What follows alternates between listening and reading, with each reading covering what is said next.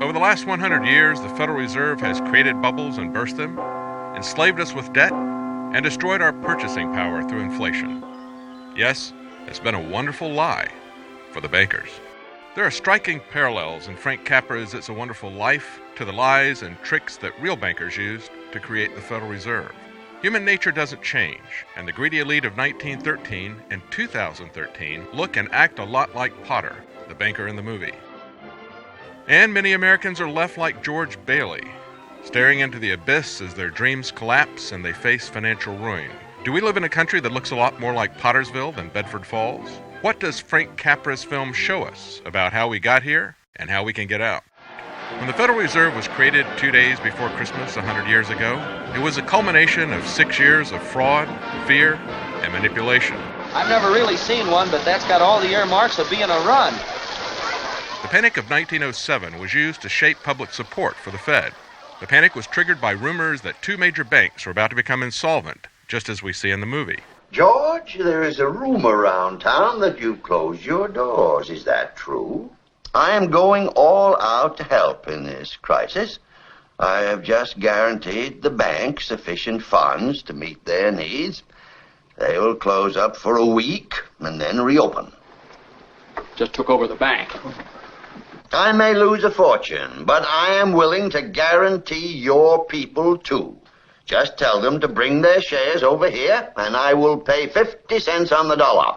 Oh, you never miss a trick, do you, Potter? Unfortunately, J.P. Morgan got away with the deception and was able to shut down competitors and snapped up assets at fire sale prices. Take during the Depression, for instance. You and I were the only ones that kept our heads. You saved the building and loan. I saved all the rest. Yes, well, most people say you stole all the rest. The envious ones say that, George. The suckers. Charles Lindbergh Sr. warned people at the time of the creation of the Federal Reserve that it would not stop boom and bust cycles, but would actually create them in order to benefit its private owners. Here's what he said. To cause high prices, all the Federal Reserve Board will do will be to lower the rediscount rate, producing an expansion of credit and a rising stock market. Then, when businessmen are adjusted to these conditions, it can check prosperity in mid-career by arbitrarily raising the rate of interest. It can cause a pendulum of a rising and falling market to swing gently back and forth, or cause violent fluctuations by a greater rate variation. And in either case, it will possess inside information as to the financial conditions and advanced knowledge of the coming change, either up or down. This is the strangest, most dangerous advantage ever placed in the hands of a special privileged class by any government that ever existed. The system is private, conducted for the sole purpose of obtaining the greatest possible profits from the use of other people's money. They know in advance when to create panics to their advantage, and they know when to stop panic. Inflation and deflation work equally well for them when they control the finance.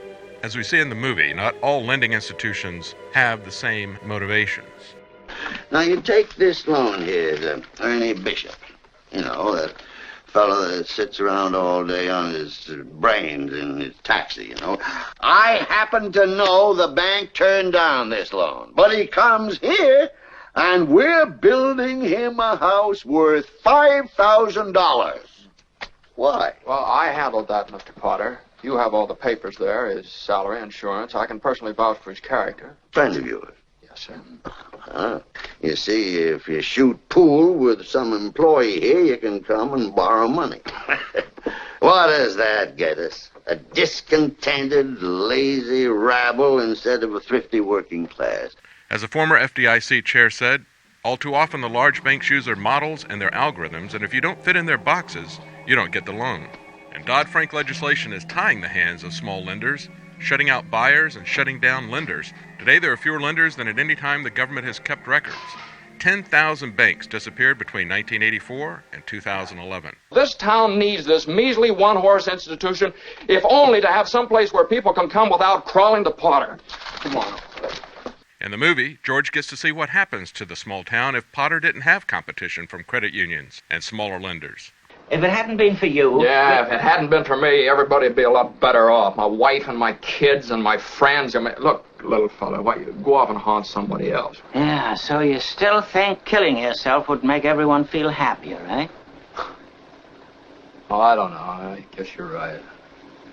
I suppose it'd been better if I'd never been born at all. Pottersville, the only businesses thriving are vice. People are angry.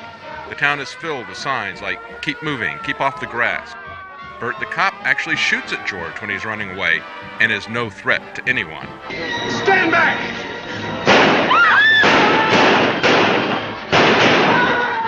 Everyone is a renter. No one has a stake.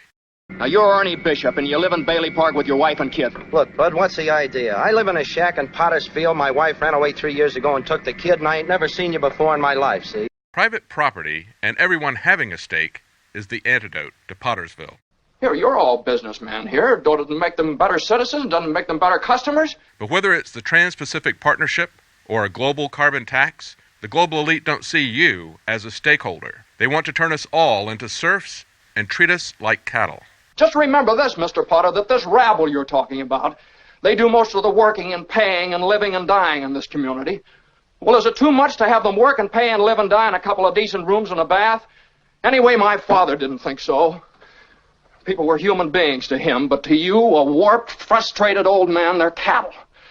Well, in my book, he died a much richer man than you'll ever be. I'm not interested in your book. I'm talking about the building and loan. I know very well what you're talking about. You're talking about something you can't get your fingers on. Speaking of riches, do you find the salary amounts amusing when Potter tries to buy George off? Let's look at your side. Young man, 27, 28, married, making, say, 40 a week. 45. 45. George, I'll start you out at $20,000 a year. $20,000 a year? You wouldn't mind living in the nicest house in town? Buying your wife a lot of fine clothes? A couple of business trips to New York a year? Maybe once in a while Europe? You wouldn't mind that, would you, Jones? Would I? Even if George had saved a lot of his $20,000 salary, would it have bought much a couple of decades later? By even the government's very conservative estimate of inflation, the dollar has lost 90% of its value since 1947 when the movie was made. The Fed's deliberate inflation is devastating to anyone trying to accumulate wealth through hard work and saving. So what is the answer to all the George Baileys out there 100 years after the government gave control of our money supply to private bankers like Potter? Well, Potter had more money than he could spend, but would any of you want to be Potter? You sit around here and you spin your little webs and you think the whole world revolves around you and your money. Well, it doesn't, Mr. Potter. In the whole vast configuration of things, I'd say you were nothing but a scurvy little spider. George Bailey finally sees how rich his own life is, as he sees the fruits of relationship, honesty, and compassion. Hey! Merry Christmas, Mr. Potter! Happy New Year to you! In jail. Go on home, they're waiting for you. And if the public can awaken to the lies of the Federal Reserve, if it could even be audited, Well, hello, Mr. Bank Examiner. it would be a huge step to breaking the chains that enslave all of us. But ultimately, it is God that changes minds and changes hearts. God hates oppression, and we can and should confidently pray that He will stop it. I owe everything to George Bailey. Help him, dear Father. Joseph, Jesus, and Mary, help my friend, Mr. Bailey. Help my son George tonight. He never thinks about himself, God. That's why he's in trouble. George is a good guy. Give him a break, God. I love him, dear Lord. Watch over him tonight. Please, God, something's the matter with Daddy. Please bring Daddy back. Dear Father in heaven, I'm not a praying man, but if you're up there and you can hear me, show me the way.